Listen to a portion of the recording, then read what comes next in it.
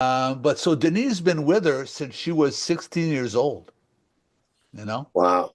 Yeah. Denise, are Very you nice actually? man, by the way, a super nice guy. Oh, You know, great guy. when they were doing their residency in Las Vegas, he actually invited me to come to the show and let me sit in the booth with him.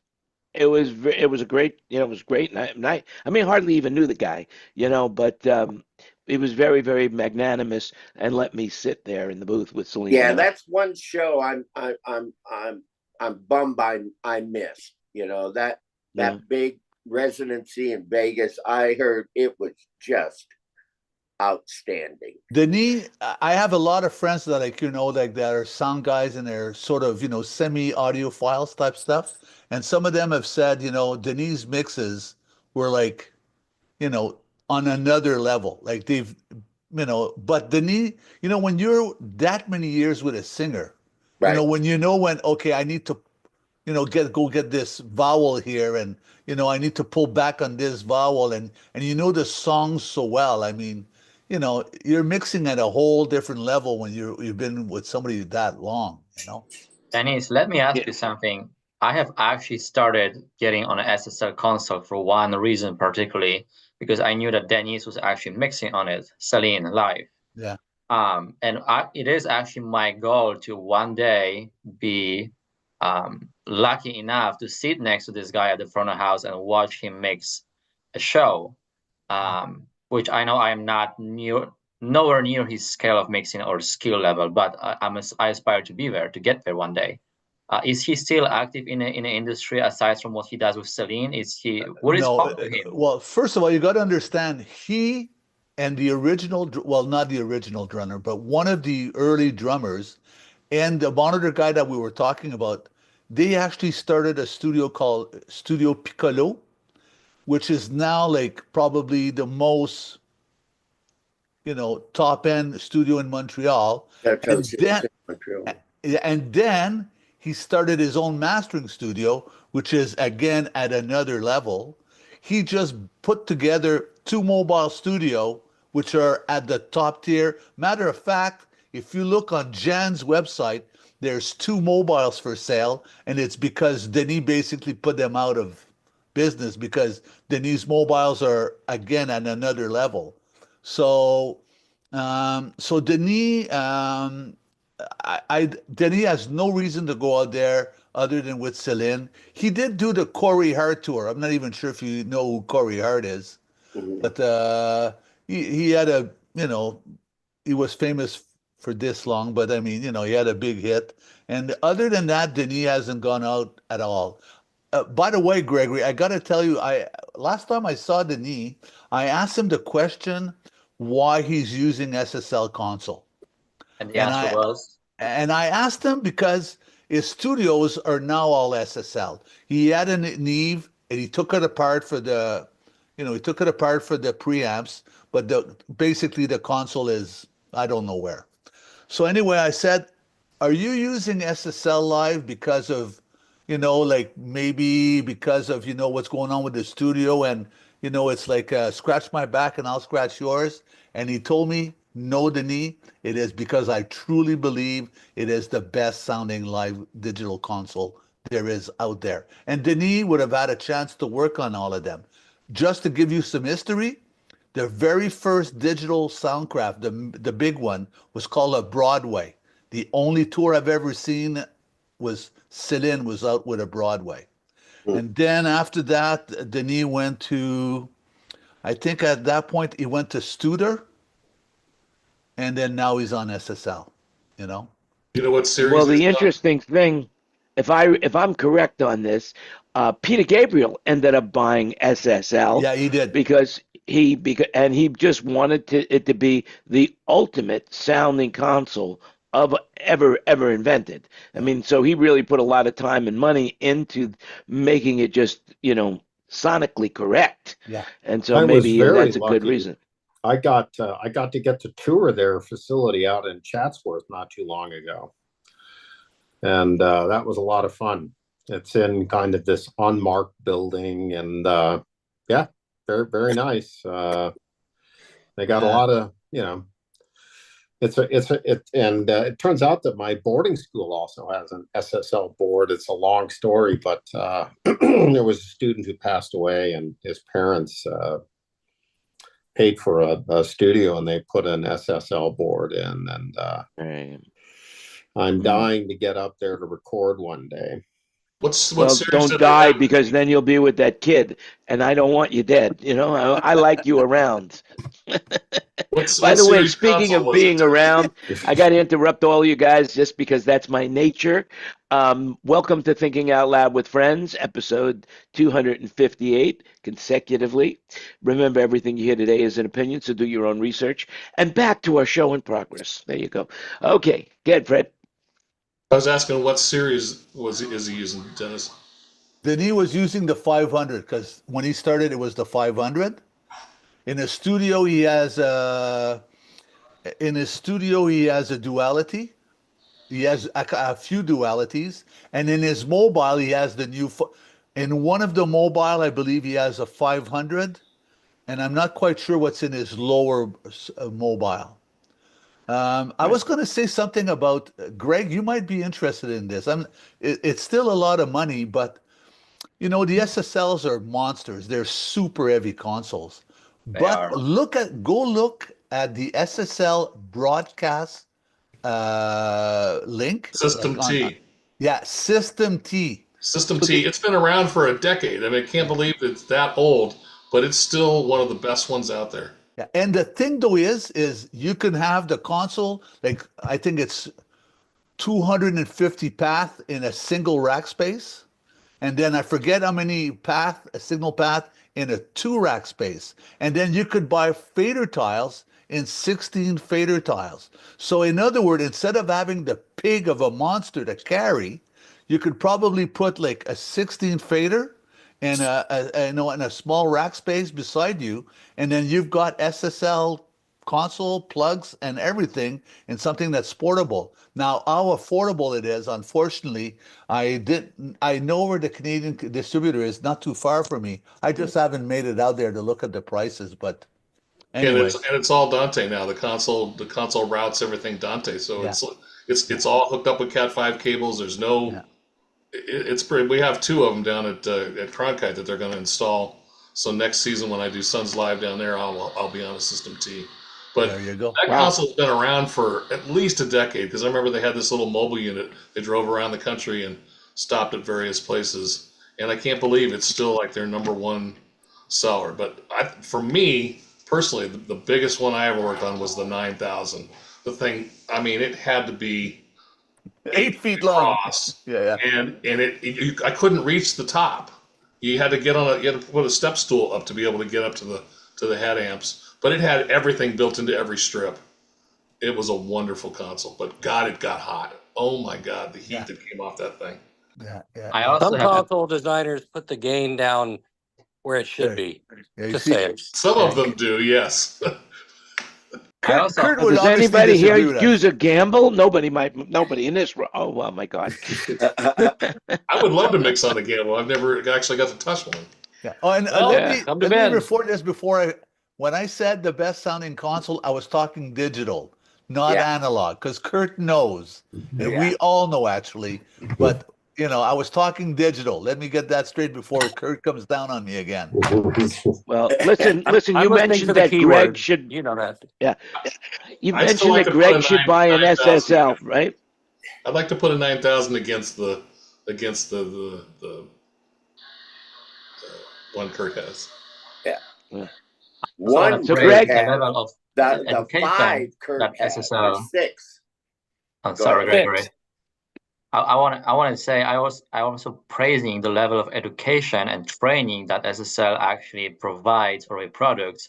I've come across Jen Watman's training in LA. She came down to our shop in Sound Image and brought one more gentleman with her. They really are preparing the proper system for teaching you the console. They open it up with you, teach you how to do all the operations that you need to know on the road. If anything goes wrong, how to replace some of the modules or the batteries, and it's well thought. and it just shows that they really care about this part, about customer care as well, and they give you the proper numbers to call and reach out if anything, if you need to reach out on the road. So they definitely get all of the ends covered, and they really care for that. And Boy. that they're not, you don't get a recording. Well, the consoles are getting more and more costly, and or some people might say they're getting more expensive. The audio consoles, and SSL is definitely way up there in the pricing, very way up there in the pricing. I mean, they're so pricey. I will bet anything a shop like Spectrum Sound, who's got a million consoles, probably doesn't even have one SSL in their inventory. But oh, Ken Porter walked into the room. He might know something about Spectrum Sound. Well, I've had SSLs for quite a while. I've got 6 550s, 1 650, 1 300, and 1 200 to 300, 200. But they were cheaper before they were bought by Autotonics. There you go. See, I was wrong. And that I hate to say that I was wrong. I never ever thought that I would be wrong. Once once I thought I was wrong before this, but I was mistaken. But now, my history of being wrong is over. I used to be conceited, but now I'm perfect. But I did make a mistake once. I thought I was wrong. Yeah, there you go. Just like me. I want that to be my epitaph. That's it. Yeah, along with playing My Way at your funeral. That's it. Yeah. Absolutely. By the way, speaking of My Way, I'm not going to wear this, but today, actually, May 7th, when this is being recorded, today is my 74th birthday. Big birthday, boy. Now for those who know me, happy birthday, Dan. Yeah. Happy birthday. For those who know me, this will understand. If you look at this necklace that a friend of mine gave me last night for dinner, I'm going to show you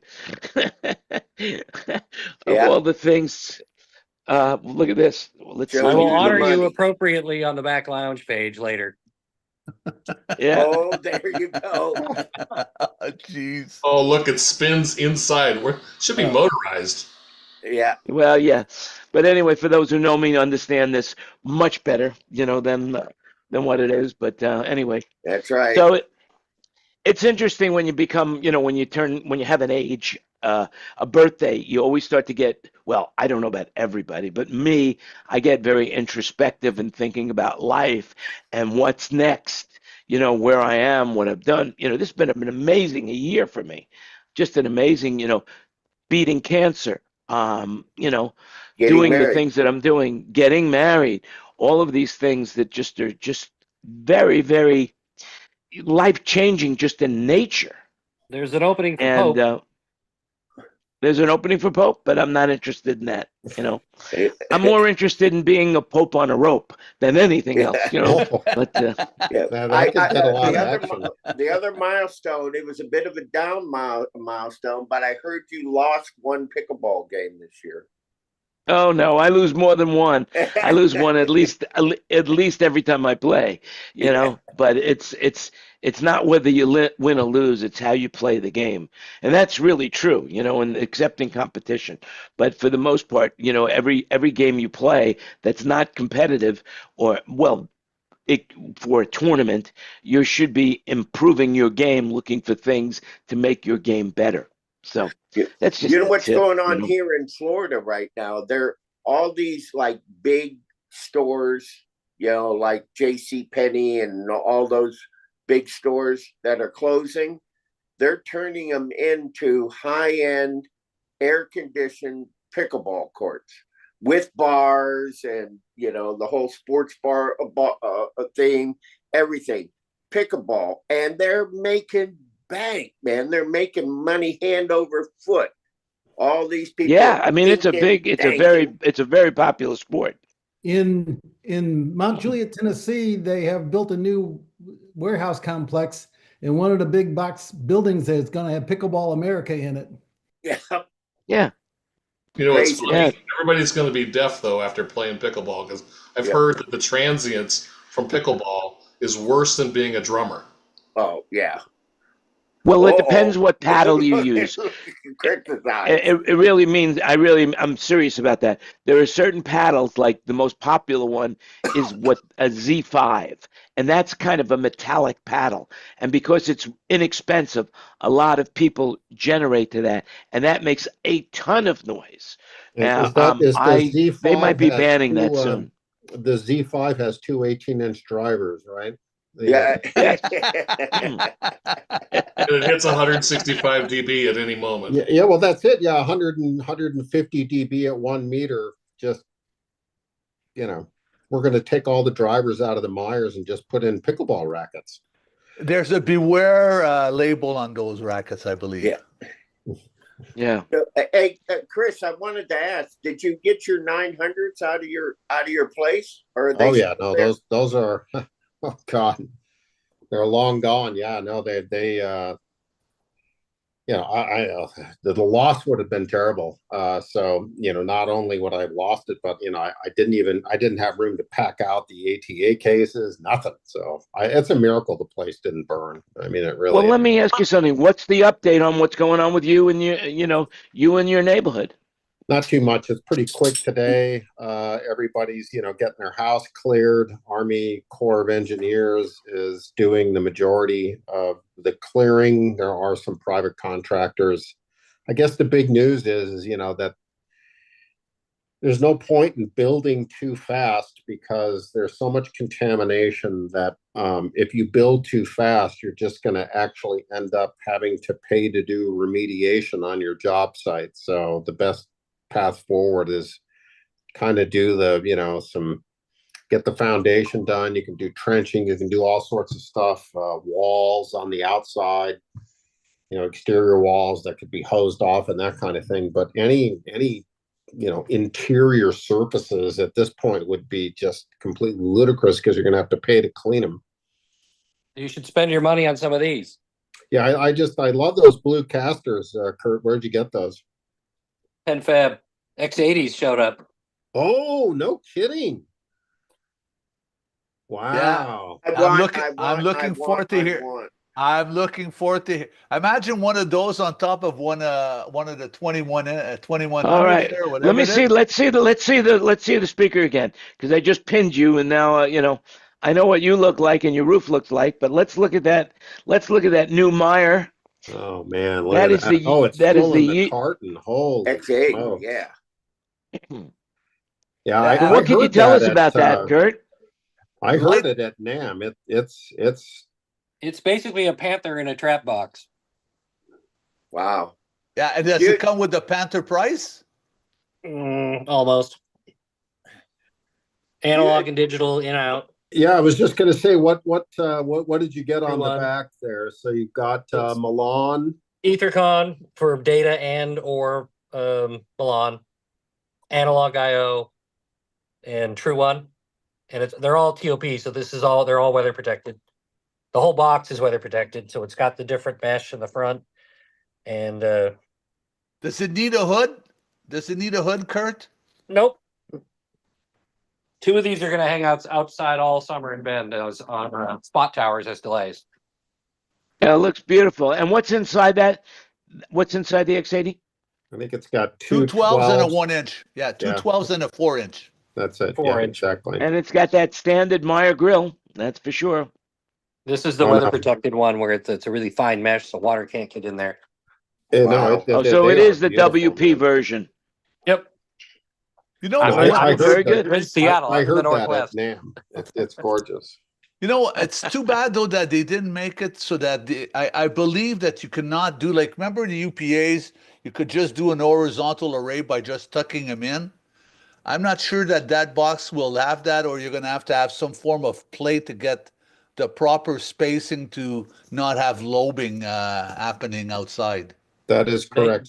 They make a plate that's it's not out yet, but they make a plate for the X40 it combines multiples, and the old Meyer standby was 2 fist lengths between the fronts. Yeah. And so it'd be splayed. The fronts wouldn't be together. It's not really the intended application so much, but they're probably going to come out with that. And you can rotate the horn. So this is the standard X80. The X82 has narrower coverage in the horizontal. So this is 50 by 95 horizontal, but you can rotate the horn. So if you rotated the horn, you could have a couple of them next to each other at 50 horizontal and get a lot of vertical coverage, which, if you did 3 wide, that would be quite the PA. Yeah. Yeah, Wow. exactly. Just You one know, of those I have an on a idea for you. 900. I have an idea for you, Kurt.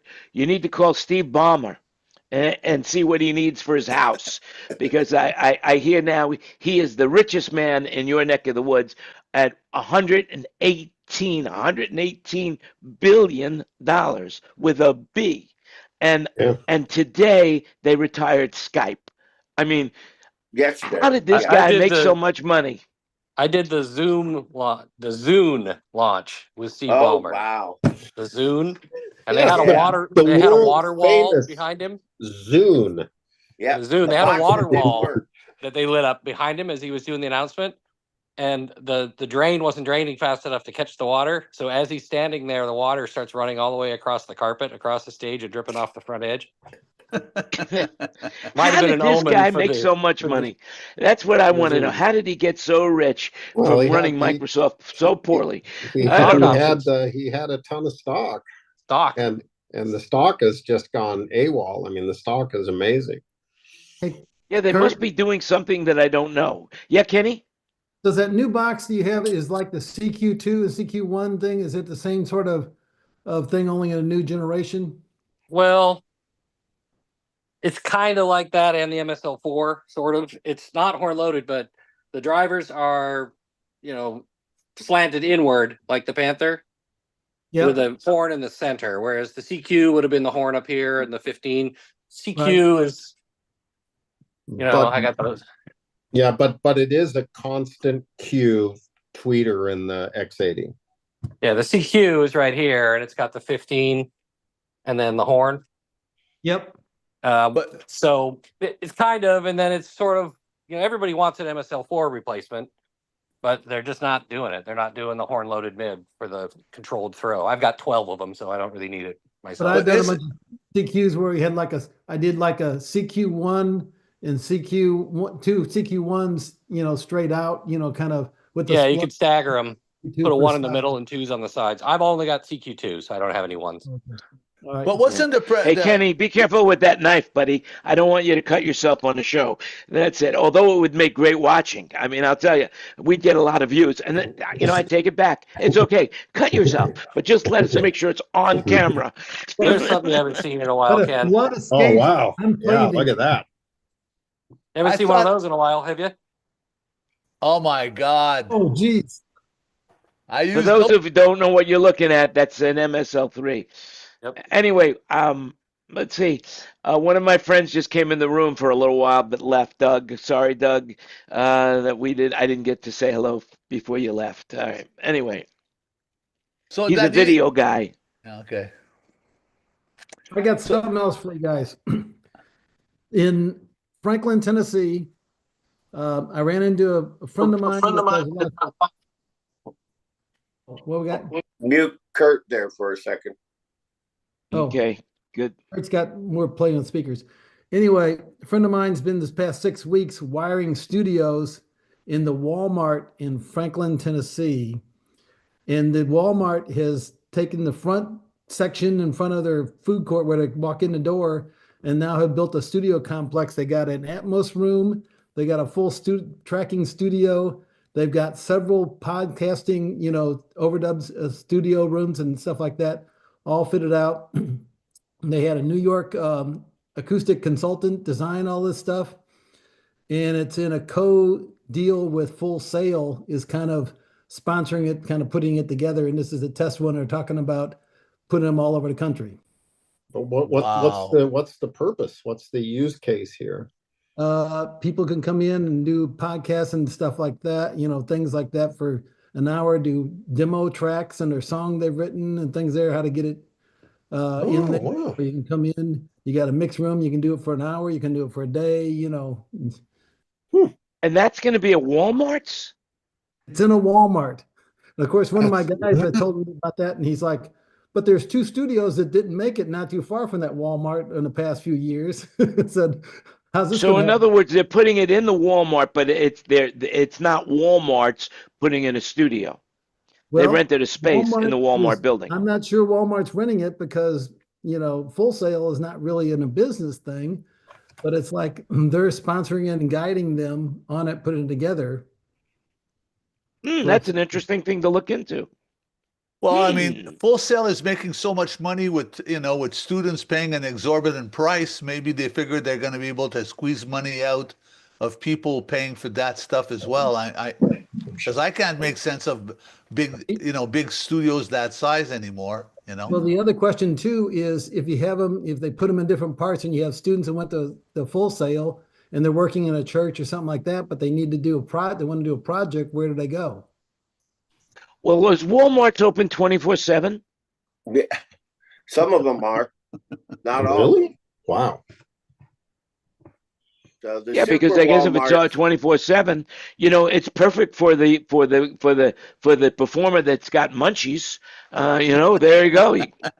Well, Greg, don't you know people over at Full Sail? Can you find a story on how it's going and what they're doing on it? Oh man, I stay right there. You only live that far from them. Full Sail as possible.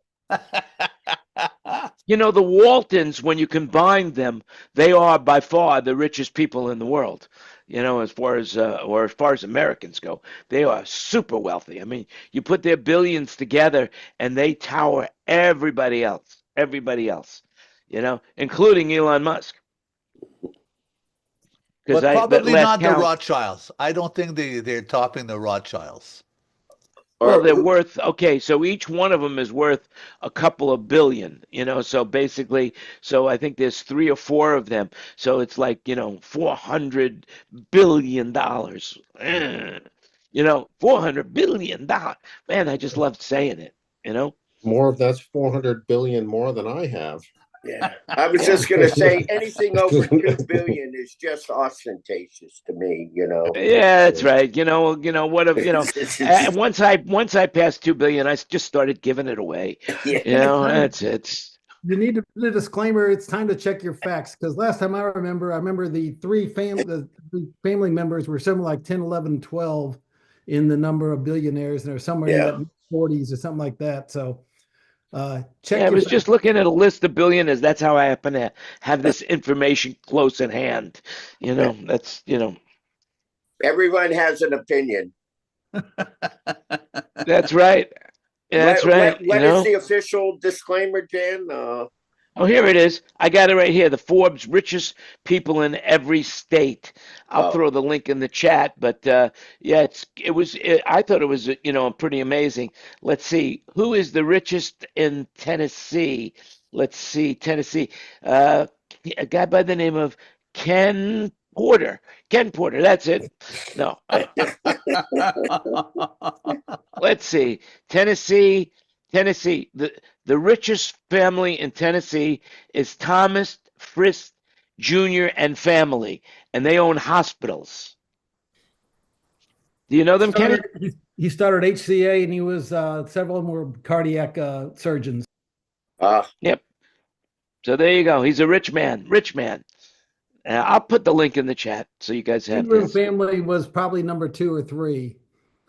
Ingram Barge and Book of Barge and all that stuff there. No, it's amazing how much money is out there right now, and unfortunately, none of us seem to have a piece of it. What's the list in Arkansas? In Arkansas, let's see, alphabetical order by Arkansas. Rob Walton and family. That's 113 billion, and he's a mere 80 years old. That's all.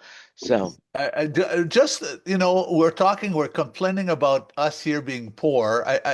An interesting fact: if you've got food in the fridge, money in the bank, money in your pocket, and a place to live, you're in the top 8% of the people on the planet. Yeah. So we may not be in that top 1%, but hard for us to complain, Absolutely. Zig Ziglar, not Zig Ziglar. I'm sorry. Earl Nightingale. I always get these two guys confused, but if you're into motivational speaking at all, Earl Nightingale basically says that this is the first time in the history of the planet that, the rich are not that much separated from the poor in what they have. They might have, let's say, the rich might have a Mercedes and the poor might have a Gremlin, but they still have a vehicle that can get them from point A to point B. It's just the Mercedes or the Rolls Royce will get you there in more style. If it gets you there, especially the Rolls Royce, you have to keep it maintained. Well, I don't. So is the Waltons the same Waltons on the television show? No. No, no, no, no, no. No, they came before the Waltons. And speaking of big money, man, Warren Buffett is going to retire. At 94, he's saying, well, I think it's time, and he's not even retiring right now. He's going to take till the end of the year. He wants to be 95 before he retires. It's pretty amazing. The guy's still around. I mean, Charlie Munger passed away a couple of years ago. And, these guys were very, very brilliant. Brilliant guys. Did you get to watch the race on Sunday, the NASCAR race, when they had the national anthem and they had a guy 100 years old that sang the national anthem, and he was the only living from the Iwo Jima battle of World War II? Mm. Wow. No, I missed that one. I was watching the Miami Grand Prix, so which I tell you what, don't ever go to the Miami Grand Prix, and with all due respect to Las Vegas, don't go to that one either. You're going to go to a U.S. Grand Prix, go to the one in Texas. I've been to the Montreal one a few times, and it was just after the starting line, which is at the end of a straight. So they're coming out of a straight, which is they're running at their top speed, and then there's like a 90-degree angle, and then a U-turn, and then back to a straight. So, man, oh man, they're coming around that U-turn at 80, 90 miles an hour. And I had to wear earplugs. I actually did not wear my earplugs for the first couple of laps just to, get into the vibe and hear the Ferraris and stuff like that. But, after a couple of laps, put them in. Yeah. Yeah. It gets very loud, very, very loud, very fast. I used to go to Watkins Glen for years. I used to fly up and go to the U.S. Grand Prix in Watkins Glen. That was fun. That really was. I had an amazing experience at Watkins Glen now that you bring it up. And we were talking about earlier about writing a book. And so, but I went to Watkins Glen because I didn't go to Woodstock. And I heard when I was living in New York, and I was younger, much younger, that Watkins Glen was going to have the Grateful Dead, the Allman Brothers, and what other band was there? Does anybody remember? I can't remember. I think maybe the Riders of the Purple Sage. The band. That's it, the band. And so I went up there, and I had just gotten out of the military. I was in the National Guard, and I was being trained as a medic. And while I was in the crowd, like miles away from the stage, this guy was ODing. And my training came in handy, and I saved this guy's life. And this is the old days. They'd never do this today. But, man, they got a helicopter to evacuate us to backstage. Why they didn't take the guy to the hospital right from there, I have no idea. I don't remember. But I saved this guy's life, and I'm backstage now at Watkins Glen, and Bill Graham, who is the promoter, comes up to me and says, man, thank you so much. We really appreciate it. What I want you to do is I want you to stay backstage, and you could be the medic backstage. And they gave me complete access, and I'd never, I had no idea of what it was like to be backstage, and it was really hot. And what I remember is that there was fencing around the backstage area, and there was water. They had a hose, and everybody was really hot. And Bill Graham took the hose and started cooling everybody down that was outside the backstage fence. which I thought was really cool. And then they gave me a T-shirt, which I still have the front part. The rest, I wore it till it disintegrated. And then I got to be able to actually sit on the stage and listen to the Grateful Dead. It was an amazing experience. Did you have any apple juice?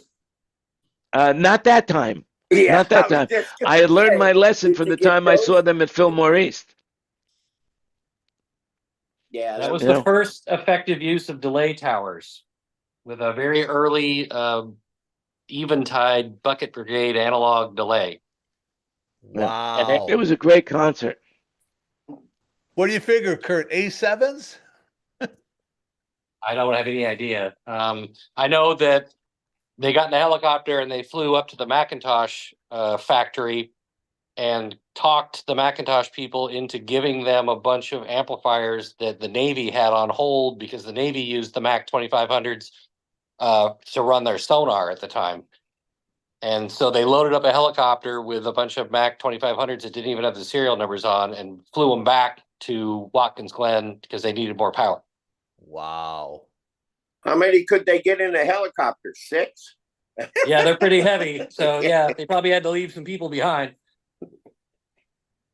Yeah. All right, gents, I gotta go. Let's see. Great to see everybody. Good to see Bye. you. Thanks. Have a great Thanks for week. staying. Be Chris? careful of septic, when you're up there. Be careful. I put a little thing in the chat for you to look at with Adam Carolla. Oh all yeah, right? I see that septic Malibu. Yeah. Oh no, it's Yeah. just by the way, they say there's an algae bloom off California. I wonder what caused the bloom, but it's like killing everything. Yeah, It we get them in doesn't have Florida anything to all do the with time. I mean, if you look at algae blooms, for instance, they occur when there's been a lot of fertilizer use, and then the water goes out to sea and carries all of that stuff out, and then you get these blooms in the salt water. So kind of got a feeling this bloom is probably related to fire runoff. Yep, I would Well, think listen, so. I'm going to give you a little bit of medical advice. Just remember, do your own research because everything is an opinion. But I read an article that green tea may boost your health. Green tea may boost your, especially dental health. And regularly drinking green tea could produce and protect your body from having cavities and gum disease and bad breath. And of course, Oh, yeah.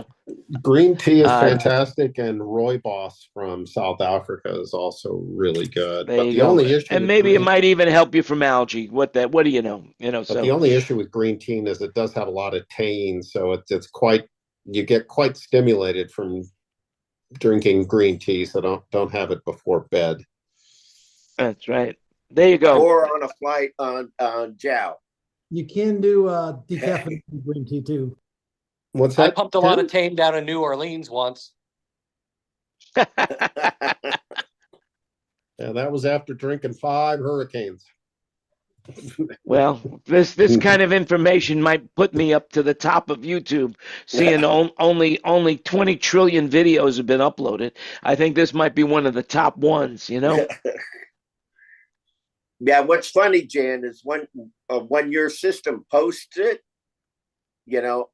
I get my Facebook feed is like the same feed on like 5 different accounts.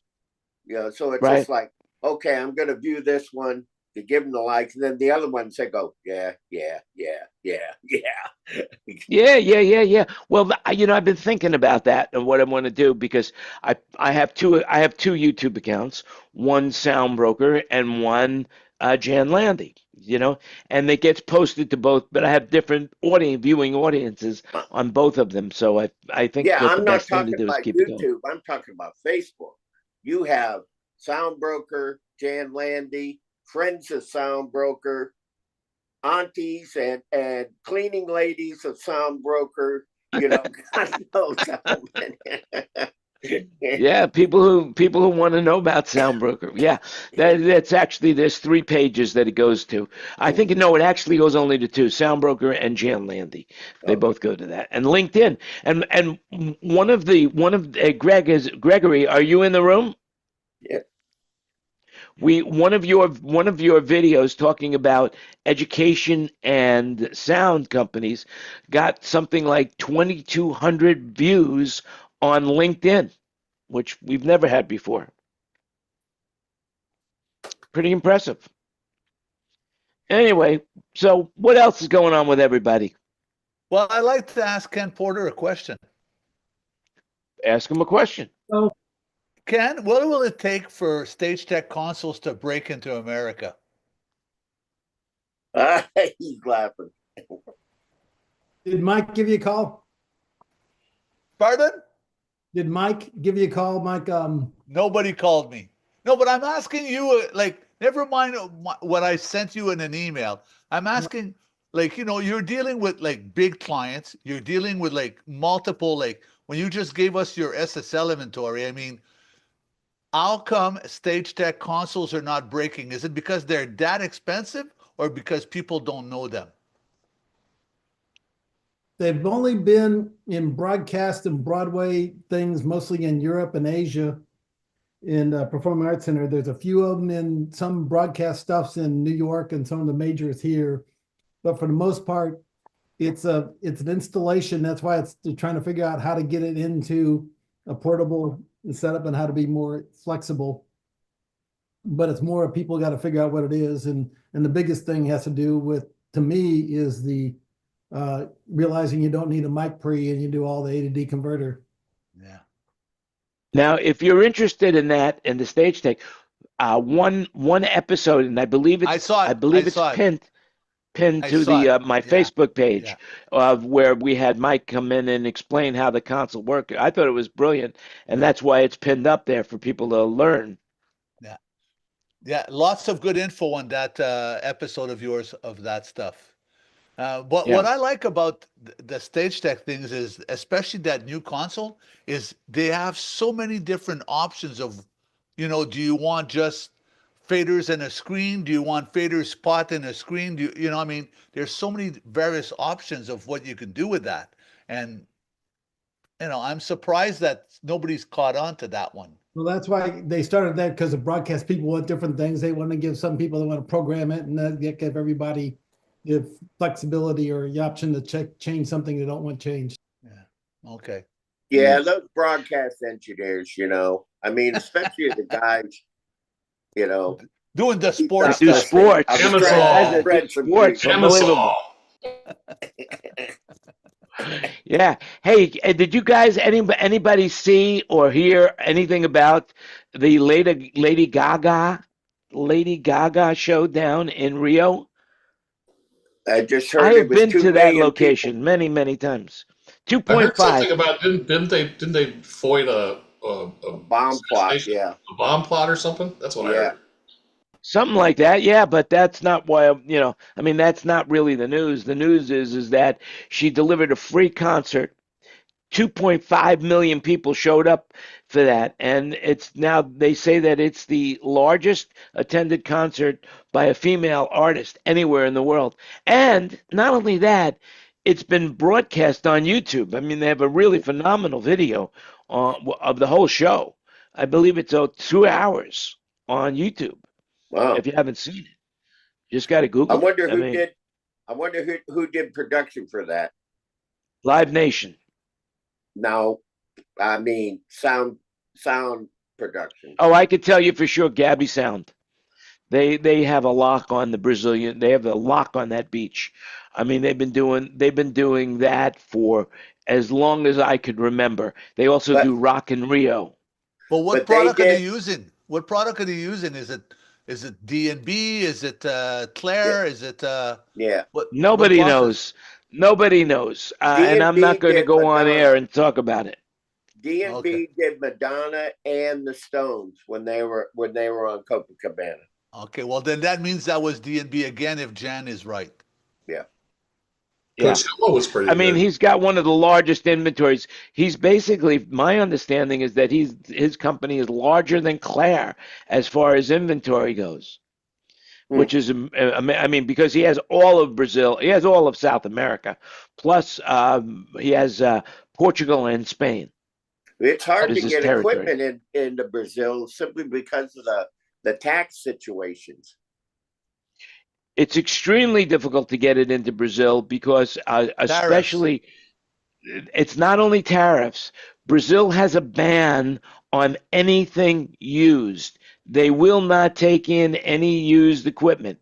And the reason that is why is not because of the sound, it's because America was dumping all of their old refrigerators Yeah. down there and their old cars and whatever we wanted to get rid of, we were dumping in Brazil, and they put a stop to that because it was an old refrigerator takes more electricity to run. So they put a stop to that, and of course Brazil has an amazing ability for manufacturing, and they're huge. Brazil is huge. It's a huge country. They're one of the largest airplane manufacturers too. Yeah. Yeah. And they make the Taurus gun. I mean, the Brazilian, and they make TVs, and they've got a huge area down south in Brazil where they have a major manufacturing hub where they manufacture almost everything, including cars. And they have a lot of beef. If you're a meat eater, Oh yeah. yeah, Like lots being of in beef Utah. there. Aren't they a big wax producer? I'm not sure. About Brazilian wax, yeah, they do. They're famous for their wax, the Brazilian Yeah. wax. okay. I would normally I would talk about my experience with the Brazilian wax, but in No, this case, thank you. I'm gonna give you a break. Thank you, Isn't Jan. that surfboard wax? Not what you're talking about? That's Yeah. Mr. Zog sex wax. No, I used to know Mr. Zog. I used to know him. When I I was thought you going to weren't going to school up in talk about UCLA. that. No, sex wax is not what you think it is. It's for surfboards. Mhm. But your mind is where I like it to be, Greg, so it's okay. Excuse me? Birds of a feather. Yep. It's very, it's interesting. Brazil, if you've never been there, it's a beautiful country. I mean, amazing. But their natural resources is beyond off the hook, I get and 3 Jan, Rock and Rios for me. So, yeah. Jan, do Which you know three what, did you do? huh? Which three did you do? Iron Maiden twice and Aerosmith once. Yeah. What did you do on Iron Maiden, Gregory? Yep. What did you do, and which capacity did you work at show? I was just a crew guy. One of the turbo sound. I had blue paint for years. When all the turbo sound cap TMS 3s, TMS 4s, they were all blue painted. It took at least 3 years to get blue paint off of me and off of my clothes. It was everywhere. So yeah. Why? Because they painted them after every show and it was still wet. No. It was a type of paint that they used. In different weather conditions, it would just like come off like dust, And we when you go into the turbo sound factory, you see all the guys working there. They would have aspirators all blue. So they were great boxes, though. The one that Pink Floyd were using in '94. I only ever heard those once and was on that tour. And the flashlight, sorry, was that the flashlight or the floodlight? I think it was the flashlight. Anyway, it sounded pretty special. What year again? 94. Okay. 94 and well, and with the Pulse tour. I'm not sure. It's been a long time, Ken. I think it was off flashlight. Okay, yeah. Yeah. And it sounded pretty good. I saw him in the Berlin at the Wall, and it was all flashlight there. That's where they premiered the flashlight at Roger Waters at the Wall in Berlin.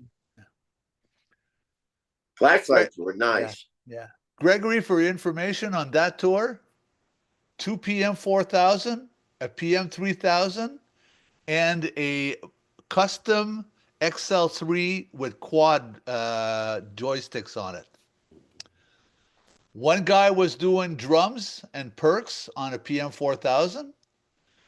these David Gilmour, studio guy, was doing the stereo mix on the other PM 4000. The guy who was running the two 8-track machines, and I mean 8-track machines, and all the effects return, which were coming into the PM 3000, and all three consoles could feed into the Midas, which went to right, left in the front, and then two sides in the back. The old Mavis concept. Yeah, there you go. So anybody know what they used at Coachella? Was it all Dave Ratz stuff? Yeah, Awesome. probably. Yeah. Dave, Well- he's I believe it's all acoustics this year. That's a lot of gear down there. Ken, do you know anything about it? There were some acoustics out of rap, but then several other manufacturers had different stages they gave them to. And then I know that Digico was there doing a lot of stuff, training, helping people out and stuff there. So I don't know whether they had stuff in there, and also heard some other ones were there. Sound Image also prepared a lot of boxes and amplifiers, because it's been a lot of that in our location just being sent out, and yeah, plenty. Actually, most of it that we have. There was the YouTube mixes that I listened to actually sounded pretty good. Yeah. But- Hey, Ken, are you doing EDC this year in Vegas? No, 3G is the does their stuff, and then PRG and a bunch of other people all give stages. I assume last I heard, PK Sound also had a stage. That's a big show. That's about 500,000 people showing up. Wow. Yeah, but yeah, Where's I got that at? some stuff going on. That's in Vegas Motor Speedway. Wow. Yeah, it's a big show. Big show, EDC. I mean, EDC is on the road now. They take it to a lot of different cities. They had one, and they go all over the world. EDC goes all over the world. It's a big concept. Good show. Good show too. I've been to one of them. It's, if you like that kind of stuff, and you like that kind of, heavy beat of, repetition of the same. To me, every song actually sounded the same. A ton of for subwoofers. hours. Yeah, a ton of subwoofers. Yeah. I guess I wasn't doing enough ecstasy. I guess, well, I wasn't doing any ecstasy. I guess that was the problem why I didn't enjoy it. So there you go. Is Function One doing any of those gigs? Ken, you would know that, right? Is Function One there? I haven't seen the ones I've done. It's been a couple of years since I've been at a show. But the other one too that talk about is that every stage has a different kind of there's dubstep, there's dubstep 2 type, there's hard house, there's house, there's trance music, all different stuff, different things what you're looking for. By the way, speaking of Vegas, and Kenny Chesney should be at the Sphere any minute now, but basically the Sphere has just did something that they've never done before, and they're offering a discount now, to a 20% discount to the Postcards from Earth. So if you're in the sound of my voice and you live in Las Vegas and you have proof of ID, you could save 20%. That's a big savings. You can go I see just it. saw the Eagles Like are going public back service. there in October, front of their residency. Yeah. Yeah. Backstreet Boys are going in there, but they're losing money. They're losing money hand over fist The over at that Eagles are place. going back in there to finish their movie. That's what they're doing. What movie are they making? They're making a movie? Yeah. Of the show, it's the Eagle. It's a show video. Okay. It's going to be a DVD or something. Yeah. It's interesting. I saw, and I posted it to the back lounge, the video. Whereas there is no speakers, there's no stacks at all. And Yep. it's interesting to me because for years and years and years and years, I always thought that one of the benefits of going to a live concert was to see that huge amount of speaker system, to see all of that big Well, production. You're not quite right there, Jan. There is a stack. It's behind the screen, so you can't see it. And there's a monster block which is actually an LCR above the band. I believe, I forget how many feet above the band. So there is a large stack, there is a huge block, but it's behind the screen, so you can't Yeah. see it. I think he's just talking about the psychological effect. I mean, Yeah, it's like exactly. remember the old days with the horizontal rays. I mean, we would Okay. have Yeah, three yeah, high, yeah. but you know, you'd be up 60 foot in the air, 80, 100 foot in the air stacks. Yeah. You know, and now with vertical rays, you got okay, well, we got this and we got this. Hell with that, you know. Jan just misses the days when there were lots of cases for all the girls to sit on. Yep. I was thinking about the Let's days. not you go there always this put 'em on episode. top of Yeah. the amp rack, so they're nice and warm for you. Yep. Yes. I've done better. Isn't it warm in here? Oh my God. Isn't it warm in here? Well, you know, we can't do anything about that, but if you want, take off your clothes. You know, that'll cool you down. Oh, thank God. Thank God I'm not famous. That's all I could say. Thank God I'm not famous. Yep. You be getting lawsuits right now. Who was it who just got a big lawsuit for that? Famous Led Zeppelin just got sued over the song rights. Didn't get it in the movie that they didn't pay their royalties to the writer on the song. Oh wow! So I was going to talk about Zeppelin. Have any of you seen the Becoming Led Zeppelin movie? No. So I watched it the other night. I missed it when it came through town. You can rent it now. So we were like Friday night, okay, let's watch a movie. So we just rented it, and it's definitely been AI'd, like the Let It Be thing. You know, same kind of trip. Everything's a little brighter and a little better. But as great as the Beatles stuff sounded, I felt like it was like somebody took the AI ratio button and turned it to like 11, because it was like everything sounded the same, whether it was old studio footage or a live concert or tracks from a record. And it all sounded like Zeppelin, but it's like they had an algorithm that said, you know, it's the Led Zeppelin algorithm, and it's all the same. It's like the Zeppelin, you know, it sounds like their deal where it's the ambient drums and, you know, and the kind of the quick slap on the drum, the kick drum kind of stuff and all that, you know, from the room. That's all there. It's the real recordings, but it's so enhanced that those records don't sound like that. They don't have tons of low end, you know, they don't have like subwoofer low end going on and stuff. It's just that you got to check it out, because maybe it's just me, but sounded really weird.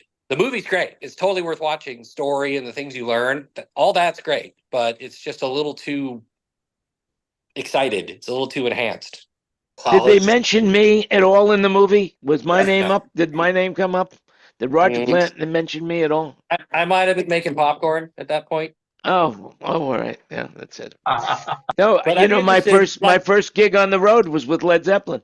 You know, the only American on their tour.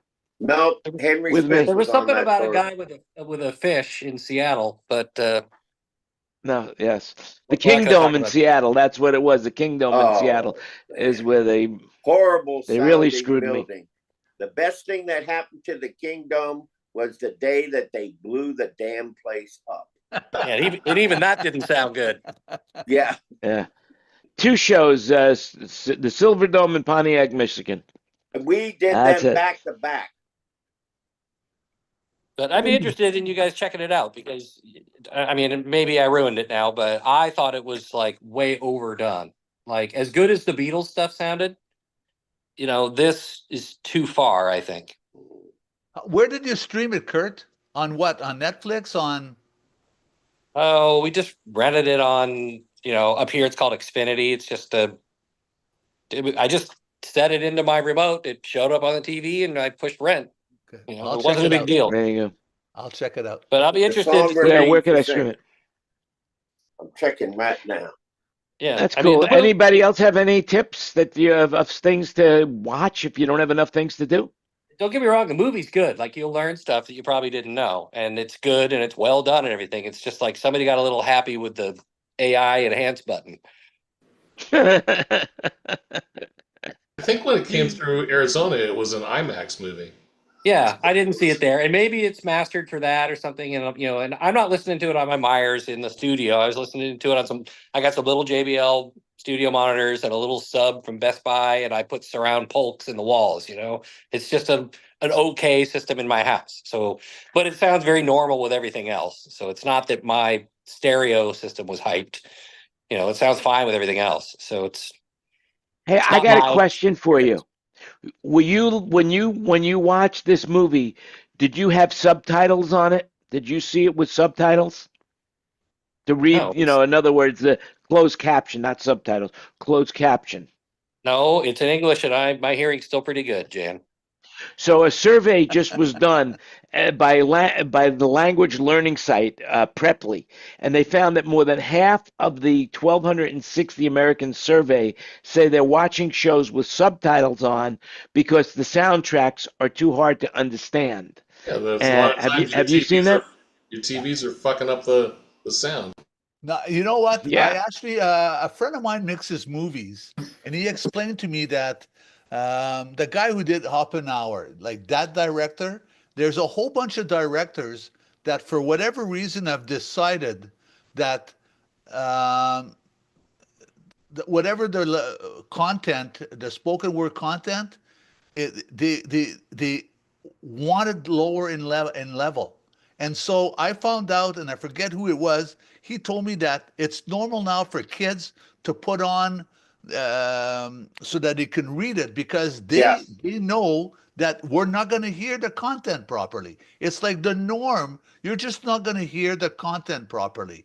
And to me, what fucked up thing that is. I Well, mean, It here's is. another thing. If you take if you listen to a full Atmos recording on your TV stereo speakers, no Atmos system, anything at all, you can't hear the dialogue then because of the encoding, it's expecting a center channel. So all you're hearing basically is left and right.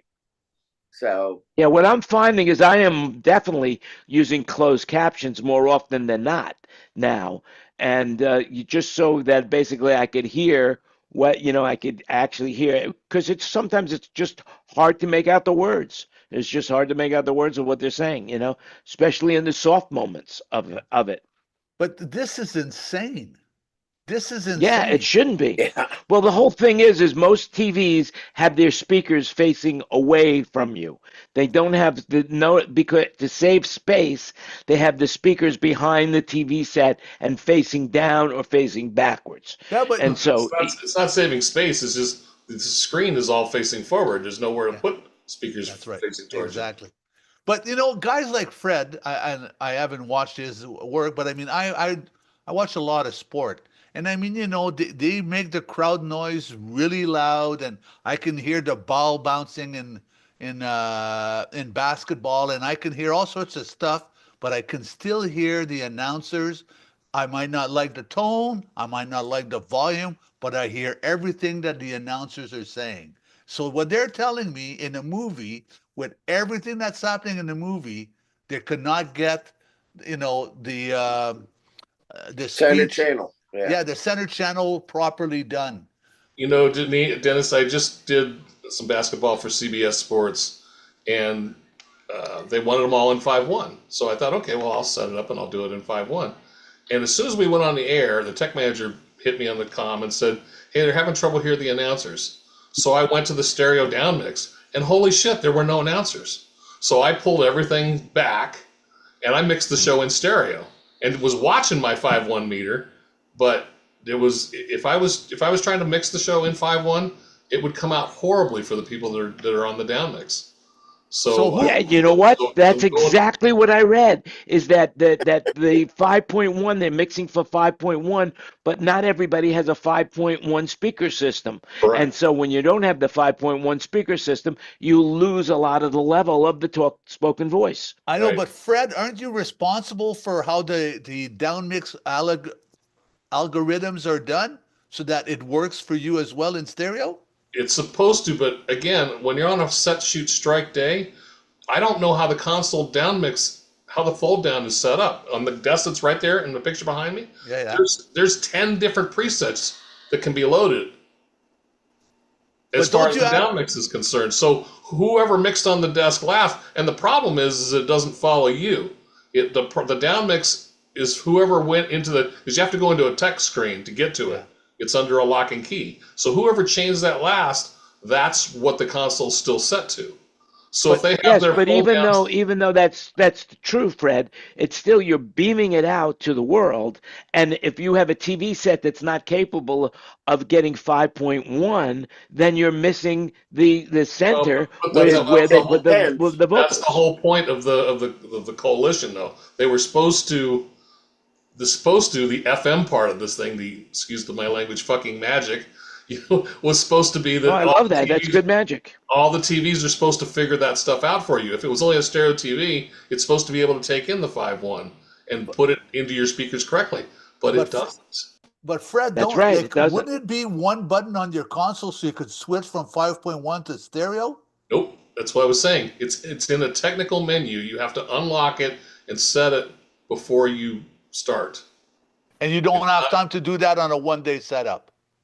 I've never played with it. I don't know what the correct down mix levels are. Are you supposed to be 3 dB down in the front and 6 dB in the back? Are you supposed to be zeros all the way around? Where do you set it up? Everybody's got their own standard about how and what the thing is supposed to be like. And I was in the truck I was in, the truck of the day, right? As soon as I went to the stereo down mix, I was like, wow, I can't hear the announcers. So I just pulled everything back and mixed the show in stereo. And then in the next commercial break, I asked the tech managers, is everybody happy now? And they go, yeah, sounds great. So but the few times that it did flip back to the 5.1, it was like I couldn't hear any of the basketball. All I could hear was the announcers in the center channel. The other stuff was there, but having 9 dB of separation between the center channel and any of the other 4 channels or 5 channels seemed like a lot. It seemed like very extensive. Usually I'm about 6 dB or so. 9 to 12 down seemed extensive to me. But I don't get to mix in 5.1 that often. But like I said, when I went to go listen to the stereo mix, I was blown away. So I just pulled everything back, and everybody was happy. How was that in there you go. Stanford? But did you have that issue when you were doing your work up in Stamford, Connecticut? That was the first time I went to Stanford, I was Beijing, and I didn't have any control of it. It came in as 16 channels of Atmos, and it passed through me as 16 channels. I wasn't mixing anything. I was just taking. That was the Olympics, right? That was the Olympics. That was the Olympics, yeah. The last Olympics, I was doing Friends and Family, so that stuff was all just mono. It was just a channel mono. Yeah. Anyway, to switch subjects, David Dansky just popped into the room, and he has just come from the Milken event, which is one of the more one of the how do I put this, a financial legend in our times. And I've been seeing some amazing footage of some of the brilliant minds of our time of financial management are going to this Milken convention. David, is there anything you picked up from this Milken convention that you want to share as far as a tip on how to invest money? Yeah. What did the guy say? He said, interest. 3 things. Interest. What did he say? Interest, fees, and humans can help you or fuck you up. I'd say the humans could fuck you up the most. There you go, So Dan Casting was telling me he had Elon Musk and Michael Milken for a thing, and then he had the head of NVIDIA there yesterday. Yeah. Oh, they had the head of the Apollo Group, which is, billions and billions of dollars that this guy, and he was fascinating in watching and what this is like a convention of the best minds of money management and investments in the world. They come together for 3 days of meetings. Oh, and it's really high profile. I mean, there's wanding people and walking through magnetometers, and no luggage allowed in the building after a setup day. Like the guys who were flying home early today couldn't bring their luggage to the hotel so they could leave. They had to go back to their room that they've already checked out of to get to the airport. I mean, the security is really tight. And at the end of the show every year, they have a concert, a freebie, for whoever. Last year was what's his name from Creedence Clearwater, and the year before that was Diana Ross, and the year before that were the Beach Boys. And this year it was Nile Rodgers and Chic. Oh. And so all these people are going, "Who's Nile Rodgers?" And then, oh man, do you know who Nile Rodgers is? Absolutely. Man, well, tell us, Greg. Tell us, Greg. Who is Nile Rodgers to you? Nile Rodgers. Let's see. He was with David Bowie for years.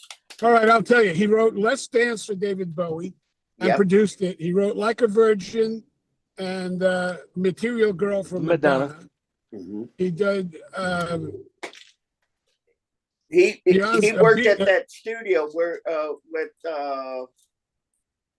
with the gentleman that you introduced us before when you went to Nam together. Didn't he work at that studio in New York? I don't know studios. I can tell you that he was saying that he won an armful of Grammys, including Lifetime Achievement and R&B Song of the Year. I mean, he's just. So who is the other guy? Who is the other guy? With what other guy? You said there were two names. Nile Rodgers and. Oh yeah, the guy's gone. His partner. I can't remember his name. Well, what an impression it made. How can a guy like Miles Milken have an act that you have to think about what he's done? Anyway, what happened? Well, the show was great. I'm just leaving it now. Oh, there you go. There you go. I took some great videos. I got some pictures. Well, and, if anybody wants to follow him, you follow him on Facebook. You can find it through here. So anyway, listen, we've been on for long. We're going to go goodbye, bye to social media. Just remember, everything you heard today is an opinion, especially from Wayne Sims. Anything you heard from him, remember, it's an opinion. Right, Wayne? There you go. Hey, so thanks for watching. Next week, 259. You can wish me happy birthday on Facebook. David's birthday is coming up in 2 days, May 9th. Wish him a happy birthday. Tom Source, May 10th. So happy there you go. Dave. We got a lot of May babies here. And so with that in mind, remember, you make it happen. Have a great week, everybody. And we will see you again next week in the same places you're watching it right now. And of course, if you want to join the panel, remember, just DM any one of us and we'll send you the link. Click the like button.